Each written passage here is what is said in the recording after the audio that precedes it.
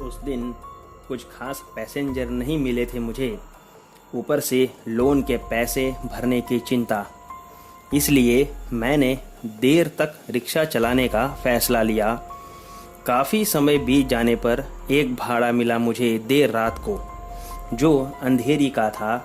उस लंबी दूरी के पैसेंजर से मुझे कुछ पैसे मिले उस दिन और मैं उसी से खुश होकर वापस अपने घर जा रहा था। मुझे काफ़ी देर हो चुकी थी, रात के करीब 1 बज रहे थे। रास्ता काफ़ी सुनसान था और मेरी ही रिक्शा की आवाज़ जैसे चारों तरफ फैली हो ऐसा लग रहा था। कुछ दूरी पर एक बूढ़ी औरत हाथ दिखाती हुई दिखी मुझे रिक्शा के लिए। रात के 1 बजे इतने सुनसान रास्ते पर, जहां आसपास ना बंदा ना बंदे की ज़ात, ऐसे में ये माजी यहाँ क्या कर रही हैं, ये मैं सोच ही रहा था कि उतने में रिक्शा उस बूढ़ी औरत के पास पहुँच गई। मैंने रिक्शा रोकी और उनको पूछा कि माजी कहाँ जाना है। तब उन्होंने कहा कि बेटा बस कुछ दूर आगे मेरा घर है, बस मुझे वहीं उतार दो।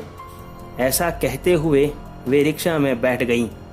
मैंने पूछा कि माजी कुछ दूर मतलब कितना, क्योंकि अब मुझे भी घर जाना है, पूरे दिन से रिक्शा चला रहा हूँ। तब उन्होंने कहा कि मुझे पता है तू पूरे दिन से रिक्शा चला रहा है, बस मुझे कुछ दूर आगे सीधे रास्ते पर ही छोड़ दे। तब मैंने उनसे पूछा कि हाँ, आपको छोड़ दूंगा आगे, कोई बात नहीं, लेकिन आपको कैसे पता चला कि मैं पूरे दिन से रिक्शा चला रहा हूँ।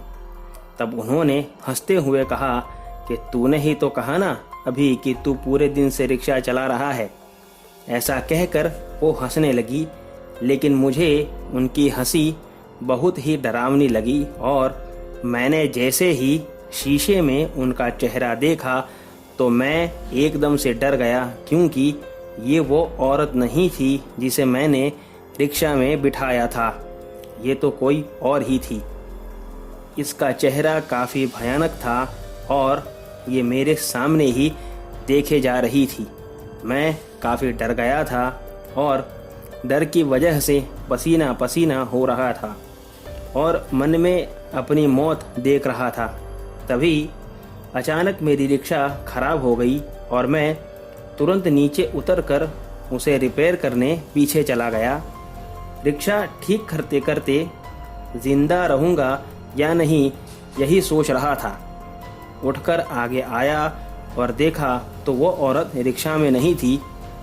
मैंने डरते डरते रिक्शा चालू की और उतने में मैंने देखा कि वह औरत दूसरी रिक्शा में बैठकर आगे चली गई और मेरे सामने देखकर एक अजीब सी मुस्कान थी उसके चेहरे पर। मैंने तुरंत रिक्शा चालू की और यू टर्न लेके मैं वहाँ से भागा और लंबा रास्ता घूमते हुए घर पहुँच गया। सुबह जब मैंने न्यूज़पेपर पढ़ा तब उसमें उसी रोड पर एक रिक्शा के एक्सीडेंट की खबर थी और रिक्शा वाला मारा गया था। दोस्तों, आज की कहानी में बस इतना ही। अगर आपको कहानी पसंद आई हो तो वीडियो को लाइक और चैनल को सब्सक्राइब कर दीजिए, और अगर आपके पास भी ऐसी कहानी है तो मेरे साथ मेरे ईमेल या फेसबुक पर शेयर करें। दोनों का लिंक मैंने डिस्क्रिप्शन बॉक्स में दिया है। तो मिलते हैं अगली वीडियो में, तब तक stay home, stay safe, thank you.